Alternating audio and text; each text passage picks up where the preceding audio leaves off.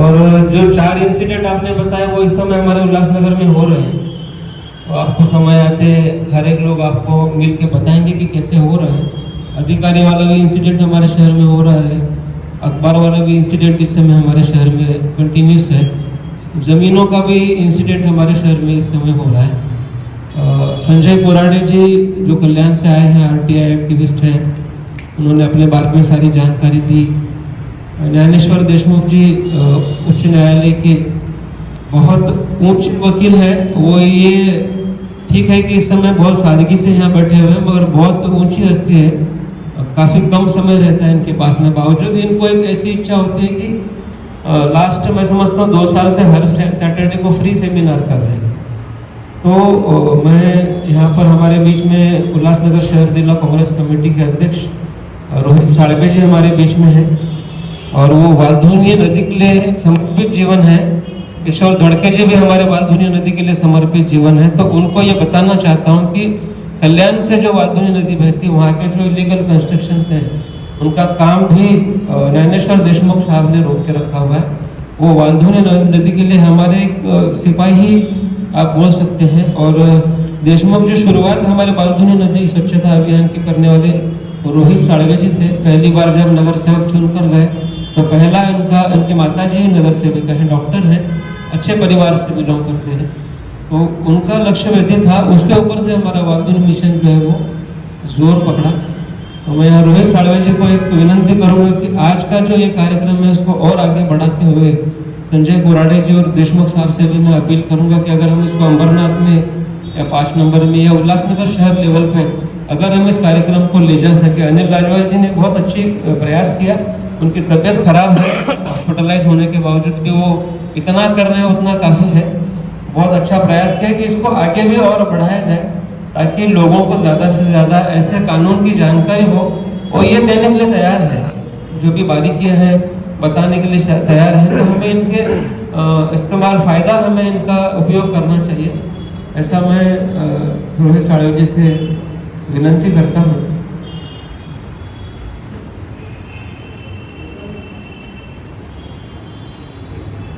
ज्ञानेश्वर देशमुख जी से या संजय कोराडे जी से अगर कोई किसी को सवाल प्रश्न पूछना हो आरटीआई से रिलेटेड या जमीन से रिलेटेड, तो वो आप उनसे पूछ सकते हैं अगर आपके कोई सवाल हो।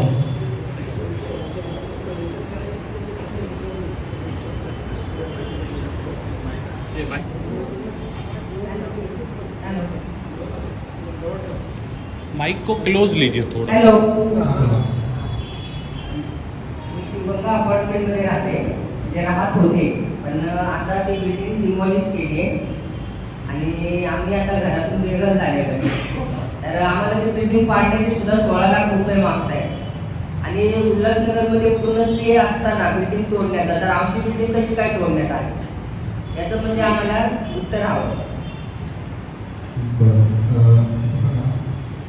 आपण थोडंफार डिस्कशन केलं. विषय असा आहे की कोविड पिरियडमध्ये माननीय उच्च न्यायालयाने सर्वच बांधकामांना कुठल्याही प्रकारे हस्तक्षेप न करता, न पाडता, न ठेवता, तर उल्हासनगरच्या अनेक इमारती कोविड पिरियडमध्ये माननीय उच्च न्यायालयाचं उल्लंघन करून तोडण्यात आलेले आहेत. हा एक विषय मी आपल्या कानावर आणू इच्छितो. हे जे आत्ताचा प्रश्न जो विचारलेला आहे किंवा जो इश्यू आहे इमारतीचा, की कोविड पिरियडमध्ये इमारती पाडल्या जात आहेत, तर या बाबतीमध्ये तुम्ही जे स्थानिक प्रशासन आहे, महानगरपालिकेचे अधिकारी आहेत, त्यांना तुम्ही लेखी स्वरूपात याचं उत्तर द्यावं आणि तुम्ही तुमचे जे काय ग्रीव्हन्स आहे तो त्यांच्या पुढे ठेवावा, की तुम्हाला काय तकलीफ आहे आणि कशा प्रकारे तकलीफ आहे. की जसं तुम्ही सांगितलं, तुमचं फॉर एक्झाम्पल तुमची जर बिल्डिंग घेतली तर तुमची बिल्डिंग डायलॅपिटेड कंडिशनमध्ये आहे, म्हणजे पडझडीच आलेली आहे आणि त्याच्यामध्ये तुम्ही हे लोकांनी घरही खाली केलेली आहे, बरोबर आहे ना. तर त्याच्यामध्ये तुम्ही हेही मला सांगितलं की ही तुमची बिल्डिंग आहे, ही ऑन प्लॉट आहे किंवा काहीतरी आहे किंवा इलिगल आहे. 955च्या याच्यामध्ये 855च्या लिस्टमध्ये होती. हां, बरोबर आहे. तर तुमची म्हणजे त्या लिस्टमध्ये होती, ती ऑर्डरमध्ये कव्हर झालेली होती. तर तुम्हाला जो रेग्युलेशन ॲक्ट आहे 2006चा, त्याच्यामध्ये तुम्हाला रेमेडी अवेलेबल आहे की तुम्ही ते नियमितीकरण करायसाठी प्रपोजल दाखल करायचं होतं, केलं. त्याच्यामध्ये तुम्हाला 4 FSI आहे. त्यासाठी तुम्हाला तुमच्या, जसं तुम्ही मगाशी सांगितलं तसं की तुमचे 35 मेंबर आहेत, तर आपल्या कायद्यामध्ये तुमची सोसायटी रजिस्टर आहे, बरोबर आहे, माहिती आहे असेल. तर तुम्हाला त्याच्यामध्ये एक आर्किटेक्ट अपॉइंट करावा लागेल. तुम्हाला तुमच्या बिल्डिंगचा जो रेग्युलेशन ॲक्ट खाली जो प्लॅन सबमिट केलेला आहे त्याप्रमाणे तुमचं मेजरमेंट झालेलं आहे, तुमचं 4च्या FSI मध्ये कायद्याप्रमाणे बसते किंवा नाही ते त्याच्यामध्ये येईल. त्यांचा टेक्निकल कमिटीचा रिपोर्ट येतोय, त्याच्यामध्ये त्याची कमिटी आहे रेग्युलाइज करायची, कलेक्टर साहेबांच्या अध्यक्षतेखाली कमिटी आहे. त्या प्रपोजलवरती तुम्ही माहितीधिकार टाका आणि त्याच्यातली जी संचिका आहे ती पहिल्या पानापासून शेवटच्या पानापर्यंत संचिका, त्याच्यावरची शेरे, टिप्पणी आणि कार्यालयीन अहवाल हे तुम्ही मागा. तुमचं प्रपोजलचा नंबर असेल, जे नियमितीकरणाचं जे प्रकरण आहे त्याच्यामध्ये तुमच्या प्रपोजलचा नंबर असेल, तोच असेल, तुम्ही जो आर्किटेक्ट कोण नेमलेला होता, तर तुम्ही ते संचिका मागा पहिल्या पानापासून शेवटच्या पानापर्यंत. त्याच्यामध्ये तुम्हाला सगळे कार्यालयीन शेरे, टिप्पणी मिळतील. तुम्हाला प्रशासनाचे जे अहवाल आहेत, म्हणजे सिटी इंजिनियर जे पण असतील TPDचे, त्यांचा अहवाल असेल त्याच्यामध्ये. परत त्याच्यामध्ये एक्सपर्ट लोक होते, जे म्हणजे आरोग्य खात्याशी संबंधित एक्सपर्ट लोक, परत प्लॅनिंगशी संबंधित होते, त्यांचे अहवाल तुम्ही मागा. त्यानंतर तुमच्या म्हणजे इमारतीची किंवा तुमचे जे काय राईट अफेअर झाले त्याच्यावरती बोलणं मला वाटतं सोयीस्कर होईल. कारण त्याच्या अगोदर काय बोलणं म्हणजे आपल्याला काहीच माहिती नाही, म्हणजे मला काहीच माहिती नाही आणि त्याच्यावरती काहीतरी बोलणं आणि काहीतरी उत्तर देणं आणि तुम्ही पुढे बोलाल की तुम्ही असे बोलले होते, असं व्हायला नको आहे. तर तुम्ही काय करा, तुमचे 35 जे लोक आहेत त्यांची मीटिंग घ्या. महाराष्ट्र सहकारी संस्था कायद्याखाली भरपूर म्हणजे अशा तरतुदी आहेत. त्यानंतर सहकारी संस्थांचं फेडरेशन आहे आणि या सहकारी संस्थांच्या याच्यामधून आपला एक MLC पण जातो आणि आमदार पण जातो याच्यामधून एक. तर तुम्हाला ही बिल्डिंग परत बांधण्यासाठी तुम्ही मला विचारलं ना की आम्हाला कसं बांधायचं, मला काय करायचं, तर ज्यांच्या संस्था रजिस्टर आहेत, तुमचं फेडरेशन असते संस्थाचं, सहकारी संस्थाचं, तर याला गव्हर्नमेंटकडून तुमचे जे ऑडिट रिपोर्ट आहे, तुमची संस्था A क्लास आहे, B क्लास आहे, C क्लास आहे का किंवा गुंडाने कोणी तरी बळकावलेली आहे आणि तुमच्या संस्थेची मॅनेजिंग कमिटी आहे हे बरेच लोक बेकायदेशीरपणे चालवतात, त्याच्यावरती खूप डिपेंड आहे की याच्यासाठी शासन आहे. बऱ्याच लोकांना माहिती असेल नसेल मला माहिती नाहीये, पण याच्यामध्ये तुम्हाला या बिल्डिंगचं रिडेव्हलपमेंटसाठी शासन तुम्हाला फंड देतो आणि त्याच्यामध्ये व्याजाचा दर फार कमी आहे. आणि बऱ्याचशा याच्यामध्ये जर तुमचे FD असतील DCC बँकेकडे, आपल्या DCC बँकेत खातं असते सहकारी संस्थांचं इमारतीचं, आपले कायदे खूप चांगले आहेत. पण उल्हासनगरला या युनिक प्रॉब्लेम आहे की 10 रुपयाचा स्टॅम्प पेपरवरती फ्लॅट 25 लाखाचा 30 लाखाचा किंवा काही लोकांचे रजिस्टर असते त्यांची गोष्ट ठीक आहे, पण हेच कायदे आहेत ते लोकांना मला समजून सांगायचे उल्हासनगरमध्ये. कारण बऱ्याच लोकांचे इश्यू आहे की इमारती बांधून पडलेले आहेत, 20 वर्ष 25 वर्ष रिक्षावाला, ॲक्टोवाला, कोणाकोणाच्या आजूबाजूच्या नावावरती बिल्डिंग उभे आहेत आणि सर्वसामान्य जनता वर पडते याच्यामध्ये. जसा तुमचा इश्यू आहे, तुमची ब्लॉकवरती बिल्डिंग आहे, तुम्हाला याच्यामध्ये काही मार्ग दिसत नाहीये. तुमचा मार्ग हा आहे की तुम्ही जे प्रपोजल पहिल्यांदा सबमिट केलेलं आहे ते प्रपोजल माहितीधिकारामध्ये घ्या, 1 पेज पासून शेवटच्या पानापर्यंत घ्या, त्याच्यावरचे शेरे, टिप्पणी सगळे अहवाल घ्या. एक गोष्ट ही झाली. दुसरी गोष्ट की तुमच्या संस्थेची मीटिंग तुम्ही कन्व्हेंट करा. तुमचे 35 मेंबर आहेत त्याचा व्हॉट्सअप ग्रुप बनवा. जर तुमच्या संपर्कात नसतील तर मोबाईल नंबर जर तुमचे असतील त्याच्यावर तुम्ही त्यांना कॉल करा आणि तुम्ही त्यांची मीटिंग घ्या की आपल्याला असं असं करायचं आहे, नियमितीकरणाचं काय झालं आणि तुम्ही म्हणता की 16 लाख रुपये आता हे प्रशासन मागतंय परत तुमच्याकडून डिमॉलिशनचं. तर त्यासाठी तुम्हाला ते तुम्ही तसं न करता किंवा कॉर्पोरेशन न पाडता तुम्ही कोणी डेव्हलपर हायर करू शकताय. तुम्ही फेडरेशनकडे जाऊ शकताय कारण तुमची संस्था रजिस्टर आहे सहकारी संस्था. कारण की त्याच्यामध्ये असं आहे की तुम्ही फेडरेशनकडे तुमचं डिपॉझिट किती आहे किंवा तुम्ही मेंबरशिप भरले का नाही. कारण कसं उल्हासनगरचा जिथपर्यंत मला अनुभव आहे की संस्थाचे रजिस्टर झाले तर त्याची कुठंच लिंक नसते, ते अध्यंतरीच असते मध्यमध्ये असते. तुमच्या उल्हासनगरच्या ARच्या ऑफिसमध्ये किंवा ठाण्याला तुम्ही किती त्याचे अहवाल दाखल केले आहेत, तुम्ही सहकारी संस्थांच्या फेडरेशनकडे किती तुमची नोंद आहे याच्यावरती खूप डिपेंड आहे. किंवा तुम्ही जे याच्यामधून निवडून जातात लोक सहकारी संस्थांच्या मतदारसंघ आहे त्याच्यामधून तुम्ही त्यांच्याशी किती अप्रोच झाले त्याच्यावरती खूप काही डिपेंड आहे. तर जर तुमची संस्था DCC बँकेत तुमचे डिपॉझिट असतील वेगवेगळ्या प्रकारचे आहेत ते रूल 13 खाली बायलॉज प्रमाणे त्याच्यावरती भरपूर डिपेंड आहे की तुमचे फंड्स किती अवेलेबल आहेत तुमच्याकडे. तर तुम्हाला त्याच्यामध्ये शासनाकडून तुम्हाला मदत होते अशा रिडेव्हलपमेंट करताना सहकारी संस्था ज्या बिल्डिंग आहेत इमारती. तर तुम्ही हे पहिल्यांदा माहिती काढा सर्व, तेव्हा तुमच्या याच्यामध्ये आधी बोलणं मला वाटतं की सोयीस्कर होईल आणि तुम्हालाही ते कळेल. पहिल्यांदा तुम्ही तुमचा जो नियमितीकरणाचं जे प्रपोजल आहे त्याचं स्टेटस काय आहे बघा, ते कुठे अडकलं कुठं थांबलेलं आहे. कारण माझ्या माहितीप्रमाणे की डी फॉर्म आहे शेड्यूल डी तो फक्त 100च बिल्डिंगला मिळाला आहे आजपर्यंत. 100 पेक्षा जास्ती मिळालेलं सिर्फ 100 लोगों को मिला है आज तक, सिर्फ 100 लोगों को डी फार्म मिला है आज तक. हा. तर तुम्ही पहिल्यांदा प्रपोजल काढा, त्यानंतर तुमचे जेव्हा पैसे भरले ना, पैसे भरले नाही जेव्हा 2006ला पण आम्ही टाकलेलं प्रपोजल, पण तेव्हा आम्ही पैसे भरले नव्हते, मग ते परत बंद झालं आणि आता पुन्हा चालू झालेलं. तर हे कोरोना पिरियड मध्ये पुन्हा बंद झाले, ते आता चालू आहे की नाही माहित नाही रेग्युलरायझेशन. माझ्या माहितीप्रमाणे बंद वगैरे काही झालेलं नव्हतं. लोकांचा फॉलो कमी होता आणि लोकांची एकतर इनर्टनेस हा आहे उल्हासनगरमध्ये. एकदा झालं आता आपण आतमध्ये राहिलो बस. उल्हासनगर सर्वच ठिकाणी असं आहे, माणसाला थोडंफार हातात आलं की परत सोडून देतात सगळं. जेव्हा गळायला येत नाही तो जसं तुमचा आता 16 किंवा 18 लाख काय मागतंय प्रशासन थोड्यासाठी, तेव्हा तुम्हाला हे कळायला लागले की त्याचे परिणाम काय आहेत फॉलो पुन्हा केल्यामुळं. हे बघा, सरकारी मशिनरी किंवा सरकारी ऑफिस कधी बंद होत नाही. जे नियमितीकरणाचा कायदा रद्द झालेला नाही तो चालू आहे. फॉलोअप करणं हे प्रत्येक नागरिकाचं काम आहे. ज्याचा ज्याचा जिथं जिथं फ्लॅट आहे ज्या ज्या इमारतीमध्ये त्यांनी त्यांच्या संस्था असोत नसोत एक असोसिएशन बनवावी आणि त्याचा फॉलोअप करावा. त्याच्यामधून तुम्हाला तुमचं परत तुम्हाला पुनर्विकास करता येईल. आणि हा तुम्हाला खूप मोठा शासनाने चान्स दिलेला आहे. 4चा FSI कुठेही नाहीये.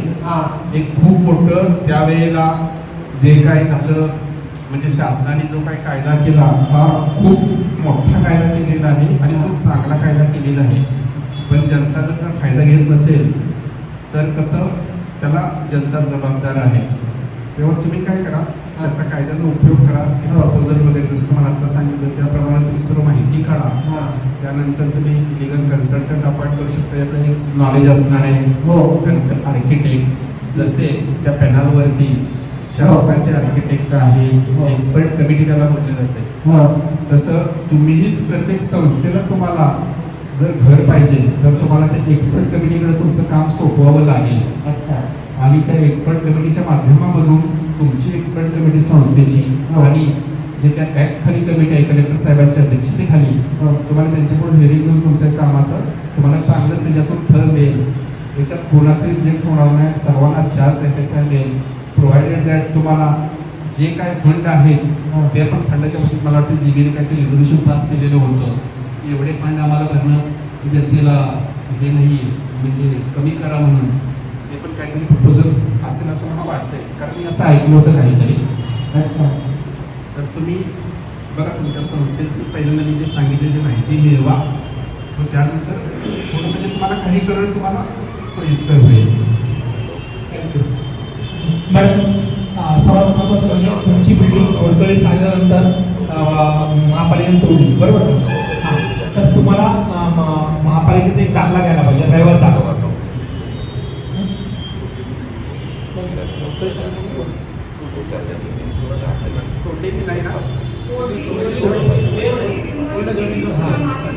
तर डिमोश केली ना, मग तुम्ही जेवढं रहिवाशी आहेत ना तुम्हाला प्रत्येकाला महापालिकेने दाखला दिला पाहिजे. कसला?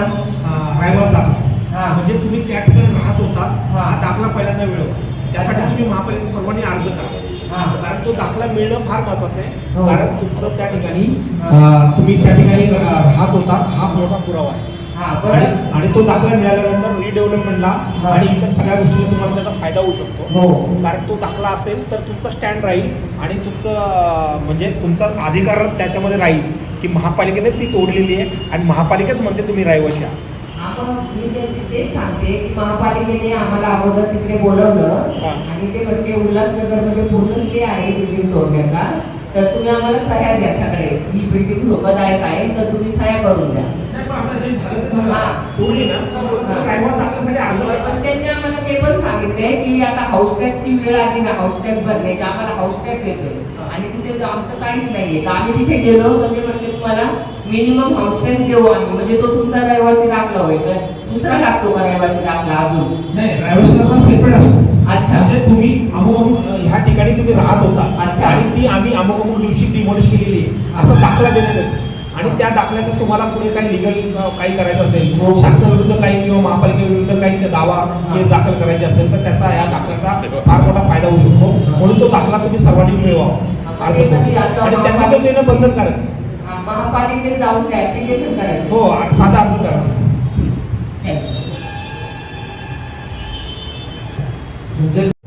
जो प्रॉपर्टी का टैक्स है, खैर कोई बात नहीं, बहुत अच्छी और बारीक जानकारी जो यहाँ पर दी गई। मैं आपके माध्यम से लोगों को ये बताना चाहता हूँ कि जो भी बिल्डिंग के रहवासी हैं उनको जैसे संजय कुराड़े जी ने बोला कि आप वहाँ के रहवासी हो, इसका एक सर्टिफिकेट आपको महानगर पालिका से देना है। जो भी बिल्डिंग गिरी है रहवासी दाखला होना अनिवार्य है। रहवासी दाखला होना अनिवार्य है। जो हमारे उल्लासनगर के लोगों ने वो प्रोसेस नहीं किया होगा तो उनको इमीडिएटली करना है। और सोसाइटी के भी कुछ कानून कायदे यहाँ पे राजेश्वर देशमुख जी ने बताया, उसको अगर फॉलो करते हैं तो हमें रीडेवलपमेंट का भी पैसा मिलता है और हमें काफी सारी सुविधाएं मिलती है। रीडेवलपमेंट का पूर्णपणे फायदा मिल सकता है रहवासी दाखला से। ये हमारे को राजेश्वर देशमुख जी ने यहाँ पर बताया है। देशमुख साहब, आपको विनती करना चाहूँगा, हमारे ओम श्री गंगा अपार्टमेंट वाले जब आपके पास आएंगे तो एक फाइल लेकर आएंगे तो आप जरा उनको कोऑपरेट कीजिएगा, क्योंकि जैसा मैंने आपको बताया और अपने लिए सवाल उनसे पूछा कि आप 35 लोग इकट्ठा हो जाओ, पर 35 में से 30 लोग मैंने आपको बताया कि वो 20-25 साल से रहते हैं, उनका पैसा वसूल हो चुका है, बावजूद उनको 5 लाख 7 रुपये 9 लाख 10 लाख मिल रहा है, तो वो नहीं आएंगे। जिन्होंने 7-2 साल पहले बेचारों ने फ्लैट दिया 15-20 लाख 25 लाख खर्च करके, वो दर्द जिनको है वही लोग दर्द वाले आएंगे, बाकी लोग नहीं आएंगे। उसमें आप अगर उनकी कोई मदद कर सकते हैं तो कर दीजिए। दायमा जी, एटलीस्ट उसमें जो लोग इस विषय के लिए आगे नहीं आ रहे हैं उनको रहवासी दाखले के लिए तो आना पड़ेगा। रहवासी दाखले के लिए आना पड़ेगा। बहुत अच्छी जानकारी पुराना जी ने इसमें दी है कि हर एक इमारत वासी को गिर रही हो या मेरे ख्याल से जो अभी रह भी रहे हो, मेरे ख्याल से उनको भी रहवासी दाखला महानगर पालिका से लेना है और वो किसी भी तरह से फॉलो करना है। उसके लिए अगर कैंप वगैरह लगाना हो तो मैं यहाँ पर उपस्थित हमारे कांग्रेस पक्ष के यहाँ पे मान्यवर उपस्थित है, मैं उनसे ये बोलूँगा। दूसरा एक प्रश्न हमारे पत्रकार भाइयों की तरफ से आया है, जो यहाँ के कांग्रेस पक्ष के हमारे अध्यक्ष हैं, जो सत्ता में भागीदार भी हैं और हमारे देशमुख साहब भी हैं, कोराड़े साहब भी हैं। उनको एक प्रश्न यहाँ पर आया कि यहाँ पे 2-3-4 पत्रकार उपस्थित है, उनकी तरफ से कि जब किसी अनधिकृत काम करने वाले के विरुद्ध जो पत्रकार कुछ छापता है या बोलता है तो उसके ऊपर जब हमले होते हैं, उसके ऊपर जो मारपीट होती है, उसके ऊपर जो एलिगेशन लगते हैं, तो पत्रकारों की सुरक्षा के लिए हमारे पास क्या कायदे हैं और अगर नहीं है तो सरकार में बैठे हमारे सत्ताधीन पत्रकारों की सुरक्षा के लिए क्या कायदे बना सकते हैं कि नहीं बना सकते हैं, और अभी अगर है तो किस तरह के कायदे हैं, उसका फायदा उनको कैसे लेना चाहिए, तो वो भी अगर आप जानकारी दें तो ज़्यादा बेहतर। जिथपर्यंत मला माहिती आहे तिथपर्यंत माझ्या माहितीप्रमाणे अजून असा पत्रकारांना संरक्षण देणारा कायदा पारित झालेला नाही, पण असे प्रपोजल शासनाच्या विचाराधीन आहेत, ज्याला विसल बॉलर ॲक्ट बोलतात, की जो संसदेत म्हणजे केंद्रीय कायदा करायसाठी काही लोकांनी प्रयत्न केलेले होते। कारण RTI आल्यानंतर बऱ्याच पत्रकारांच्या परत माहिती अधिकारी आहेत, म्हणजे माहिती अधिकार कार्यकर्ता आहेत, त्यांच्यावरती बऱ्याच मोठ्या प्रमाणावर म्हणजे दडपशाही करायचा प्रयत्न केला गेला. काही लोकांच्यावर हल्लेही झाले. तर त्यासाठी पत्रकारांनी एक त्यांची युनियन बनावी असं मला वाटतंय. आणि तेव्हा मग आम्ही लिगली किंवा साहेब सारखे आहेत माणसं हे शासनाकडे ते प्रस्ताव आहेत हे जनतेच्या रेट्याने पुढे सादर केले जातील. त्याच्यामध्ये सर्व जनतेचंच हित आहे. त्याच्यामध्ये जनताही साथ देईल, पत्रकारांना देईल, माहिती अधिकार कार्यकर्त्यांना देईल. बहुत अच्छी जानकारी पत्रकारों के लिए यहाँ पे नागेश्वर देशमुख ने दी कि इस तरह का कोई कानून अभी तक केंद्र में और राज्य में इसकी शुरुआत नहीं हुई है. उन्होंने यह सलाह दी है कि सभी पत्रकारों को संगठित होकर सरकार के पास अपील करनी चाहिए कि इस तरह का कानून बनाया जाए और उस अपील को हमारे यहाँ मंच पर बैठे हुए उल्लासनगर के या फिर अमरनाथ के जो प्रभारी हैं वो उस कानून को आगे बढ़ाने की कोशिश करेंगे. ऐसे हम उनसे अपील करते हैं पत्रकारों की तरफ से. ऐसा है ना कि आरटीआई कार्यक्रम जो है उनके लिए सर्कुलर बना है, उनका जीआर भी है, तो उनको प्रोटेक्शन देने के लिए मतलब प्रोविजन है. जो पत्रकार आरटीआई का यूज़ करते हैं वो भी आरटीआई के उसमें जाके मतलब वो सर्कुलर का उनको फ़ायदा हो सकता है. तो वहाँ से उनको पूरी प्रोटेक्शन मिल सकता है फ्री ऑफ कॉस्ट. जो पत्रकार आरटीआई कानून का उपयोग करते हैं और उसका उपयोग करके मिली खबर से अगर वो प्रकाशित करते हैं उसके बाद अगर उनके ऊपर कुछ होता है तो उनको वहाँ से प्रोटेक्शन मिल सकता है. ऐसा संजय पुराने उसका जो जीआर है वो मैं आपको व्हाट्सएप से आपको मिल जाएगा. एक सर नमस्ते, मैं अंकुश गोरी कल्याण से हूँ.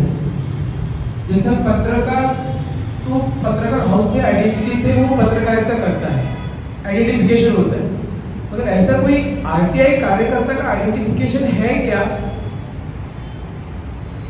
बस यही मेरा सवाल था. सबसे मतलब ये अहम सवाल है कि आरटीआई एक्टिविस्ट किसे कहा जाता है. मतलब 10 रुपये का स्टैम्प लगा के, कोर्ट फी स्टैम्प लगा के आरटीआई डाल दिया तो हो गया आरटीआई एक्टिविस्ट, ऐसा है क्या? तो वाकई ऐसा आरटीआई एक्टिविस्ट के लिए कोई ऐसा स्पेशल मतलब प्रावधान नहीं है कि इस ऐसा करेंगे तो आरटीआई एक्टिविस्ट हो जाता है. मतलब आमतौर पे हम ये बोल सकते हैं जो रेगुलरली आरटीआई करता है वो आरटीआई एक्टिविस्ट कहा जाता है. तो आरटीआई एक्टिविस्ट बनने के लिए मतलब उसका प्रशिक्षण भी है.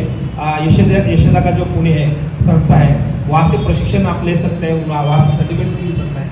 लेकिन अगर वो सर्टिफिकेट लेंगे तो ही आप आरटीआई एक्टिविस्ट मतलब माने जाएंगे. ऐसा कुछ भी नहीं है. मतलब आप रेगुलर यूज़ करते हैं मतलब आप आरटीआई एक्टिविस्ट हैं, ऐसा कहा जा सकता है. हमारे बीच एक मित्र हैं जो आपसे प्रश्न पूछना चाहते हैं. नमस्कार साहेब, माझं नाव राजेंद्र धनाने, उल्हासनगर राहिलं आहे, आता सध्या बदलापूरला आहे. तर माझा असा प्रश्न आहे की 2003 साली माझ्या नातेवाईक त्यांनी फ्लॅट घेतला होता आणि नंतर ते वारले आणि आता 17 वर्ष झाली आणि 17 वर्षानंतर बँक त्यांना सेटलमेंटला बोलवते म्हणजे ते आता राहत नाही. त्या रूमवर दुसऱ्यांचा ताबा आहे की तुम्ही या तुमचे ओरिजिनल कागदपत्र घेऊन जा. तर असं होऊ शकतं का? आणि बँक त्यांना पैसे भरायला लावते, नॅशनलाइज बँक.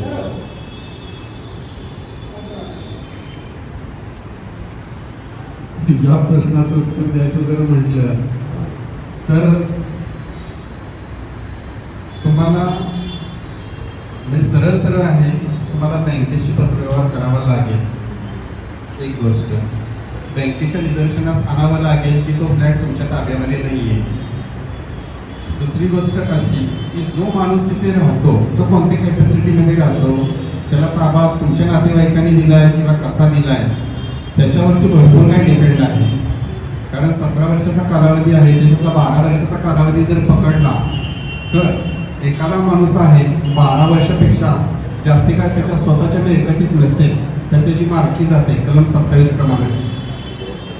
तर हा जो इश्यू आहे तुमचे नातेवाईक तुम्ही जे बोलताय तर त्यांनी बँकेशी पत्रव्यवहार करावा की त्याच्या इन्स्टॉलमेंट्स किती राहिलेले आहेत, तर बँकेने काय कारवाई केली, त्याच्यामध्ये 3 हप्ते थटले तर फायनल नोटीस येते आणि त्याच्यानंतर अटॅचमेंटची प्रोसिजर सुरू होते. जर सरकारी बँकेचं असेल तर 101 खाली जातात, नाहीतर नॅशनलाइज बँकेचं असेल तर रेग्युलर प्रोसिजर फॉलो केली जाते आणि फ्लॅट अटॅच केले जातात, त्याच्यावरती रिसिव्हर अपॉइंट केला जातो, ताब्यात आहे त्या माणसाला रिसिव्हरचं एजंट म्हणून अपॉइंट केलं जातं. तर ते त्याच्यावरती डिपेंड आहे. तुमचा जो प्रश्न आहे तर तुमच्या नातेवाईकांनी बँकेशी संपर्क साधावा, लिखित स्वरूपात कोणत्याही प्रकारे तोंडी काही कुठलाही पत्रव्यवहार कोणीच करू नये. तुम्हाला बोलतात कागदपत्र ओरिजिनल घेऊन जा, लोनचा पिरियड काय आहे त्याच्यावरती डिपेंड आहे की तो कालावधी किती आहे. आज 17 वर्ष म्हटल्यानंतर जनरली 20 वर्षाचा कालावधी असतो हाऊसिंग लोनला, तर 17 वर्ष झाले मग तो जो माणूस राहतो तो कोणत्या कॅपॅसिटीमध्ये राहतो त्याच्यावरती डिपेंड आहे भरपूर काही. तेव्हा तुम्हाला बँकेशी पत्रव्यवहार करावा लागेल. तो माणूस तो तिथे राहत नाही, त्याने फक्त काळा लावून ठेवलेला आहे. तो त्याचा दावा सांगतोय की माझा रूम आहे. HDFC म्हणजे दुसऱ्या बँकेकडनं त्यांनी घेतला असं सांगतो आणि ही पण बँक आहे, ICICI बँक आहे, नॅशनलाइज बँक आहे.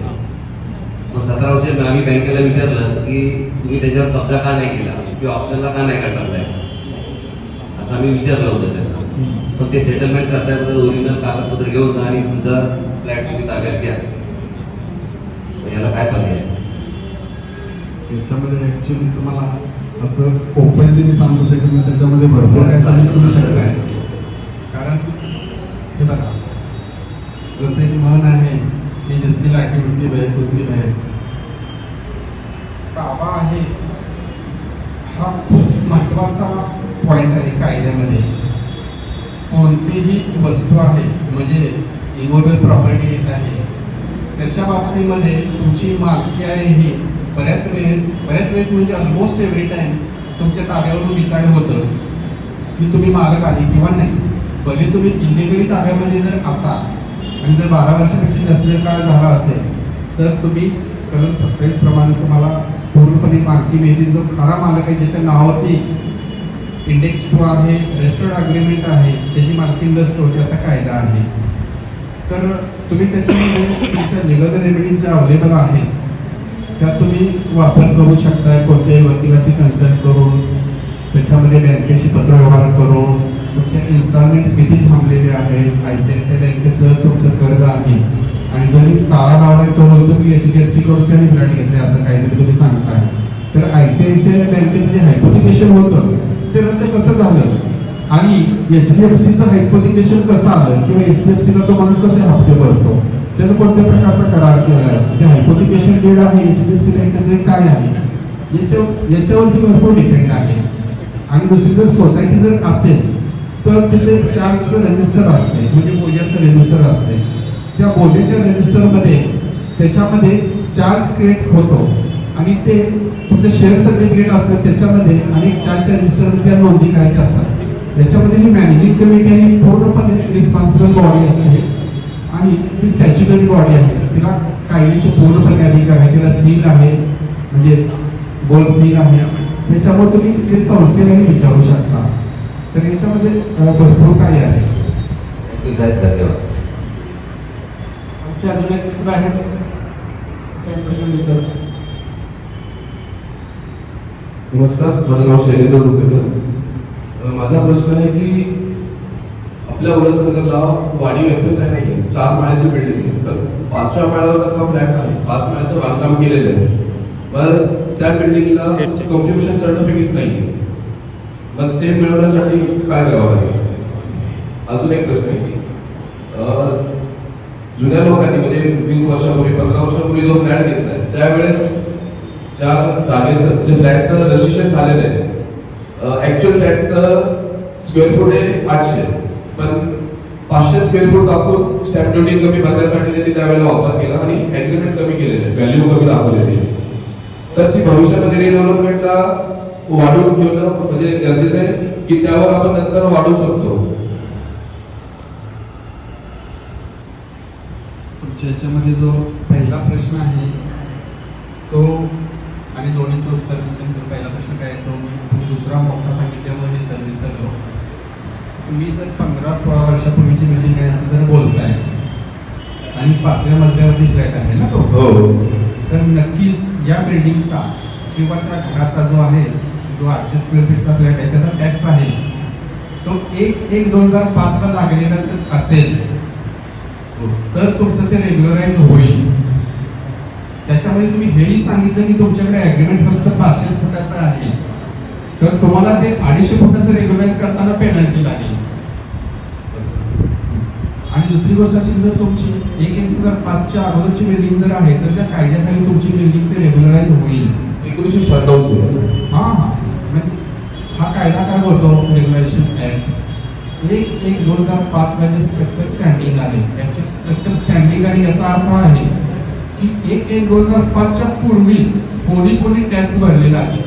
कारण जर इमारत अनधिकृत असेल म्हणजे तिथं प्लॅनच नसेल, म्हणजे त्याचं ब्रीफ नाही, कम्प्लिशन नाही आहे, ऑक्युपेशन नाही, तो इश्यू अरायजच होणार नाही तुमच्या उल्हासनगरच्या मॅटर्समध्ये. मग तुमच्याकडे महत्त्वाचा पुरावा काय, तर 1/2005 ला ज्याचा फ्लॅट म्हणजे टॅक्सला नोंदणी आहे, जेवढ्या क्षेत्रफळाची तेवढीची तुम्हाला मालकी मिळेल. आता जर तुम्हाला जर पाहिजे असेल ते 500 दाखवेल 800, तरी तुम्ही या देशाचे चांगले नागरिक म्हणून तुम्ही ते डिक्लेरेशन घेऊन तुम्ही वरच्याही जे आहे 250-300 फूट त्याचं तुम्ही डॉक्युमेंट रजिस्टर करावं आणि त्याची स्टॅम्प ड्युटी आणि पेनल्टी जे काय असेल रेग्युलर प्रमाणे भरावी. तेव्हा कसं कायदा काय बोलतो की तुम्ही किती सजग आहात, किती तुम्ही अलर्ट आहात स्वतःच्या हक्काबद्दल, तर तुम्हाला त्याची मालकी मिळून जाईल. आणि कम्युनिकेशन सर्टिफिकेट मिळवण्यासाठी आता होऊ शकतं का? 96 बिल्डिंग कळलं नाही? सीसी पेपर आता जर का मिळेल कम्युनिकेशन सर्टिफिकेट? हे बघा, कम्प्लिशन सर्टिफिकेटचा अर्थ असा आहे, उल्हासनगरमध्ये ॲफिडेविट होतं त्यावेळेच्या तत्कालीन कमिशनर साहेबांचं ते PIMनी चालवलेलं होतं की उल्हासनगरमध्ये more than 90% constructions are illegal. That means काय, ना प्लेन काय, ना कम्प्लिशन आहे, ऑक्युपेशन तर सोडूनच द्या. तुम्ही जे आता कम्प्लिशनचं जे बोलताय किंवा ऑक्युपेशनचं, तुम्हाला आता ते घ्यायची तशी मला वाटतं की गरज नाही. तुम्ही आणखी या बाबतीमध्ये कोणाचा सल्ला घेऊ शकताय. कारण 1/2000 तुमचं जर स्ट्रक्चर स्टँडिंग आहे तर तुम्हाला निर्मितीकरणाचं प्रकरण दाखल करायचं आहे. त्याच्यामध्ये तुम्हाला सर्व काही मिळणार आहे. त्याच्यामध्ये तुमच्या FSIचं कॅल्क्युलेशन होणार आहे. जर का फ्लॅट खरेदी विक्री करतो ना तर सीसी पेपर आणि ओसी पेपर बँक मागते, त्याशिवाय लोन होत नाही. आणि जर का प्रायव्हेट बँकेचं लोन केलं तर ते 14% ते 13% व्याजदर जाते. आणि गव्हर्नमेंटचं लिगलायझेशन असेल, सीसी पेपर असेल, तर मग त्या बँकेचं व्याजदर 8% जातात. तर ते लोन वाचवण्यासाठी शक्यतो सीसी पेपर सगळे मागतात. बरोबर आहे. यासाठी ना आपण स्वतःला जिम्मेदार आहे. कारण ज्यावेळेला आपण फ्लॅट विकत घेतो त्यावेळेला आपण काही बघत नाही, किंवा 10 रुपयाच्या स्टॅम्प पेपरवरती आपण जेव्हा फ्लॅट खरेदी करतो तेव्हा त्याचे परिणाम भोगावे लागणारच आहे. त्यासाठी तुम्ही याच्यावरती उपाय एक असं मला वाटतंय ते म्हणजे फायनल नाही आहे. मी असं तुम्हाला शिकायचं नाही, पण तुम्ही समजू नका. पण नॅशनलाइज बँक आहे, त्यांना तुम्ही तुमचं ते प्रकरण पेंडिंग आहे रेग्युलायझेशनचं आणि तुमच्या आर्किटेक्टचा अहवाल असेल त्याच्याबरोबर ती 4 FSIमध्ये बसते आणि तुमची स्ट्रक्चरल स्टॅबिलिटी सर्टिफिकेट त्याच्यामध्ये असते, तर त्या आधारे तुम्ही डिविंगचं, ज्याला डिविंग बोलतात, तुमच्या आर्किटेक्टकडून ते करून घेऊ शकताय. कारण तुमचं जे प्रपोजल आहे पेंडिंग आहे, विचाराधीन आहे एक्सपर्ट कमिटीच्या, आणि तुमच्या आर्किटेक्ट कसं तुम्हाला सर्टिफिकेट देऊ शकतोय त्याच्यामध्ये तुम्ही जर बँकेला कन्व्हिन्स केलं किंवा कलेक्टर साहेबांच्याकडे जर तुम्ही गेले आणि याच्यावरती काही करस्पॉन्डन्स केला की असे आहे तर तुम्हाला याच्यामध्ये काही विचार होऊ शकतोय, पण होईल असं काही सांगता येत नाही.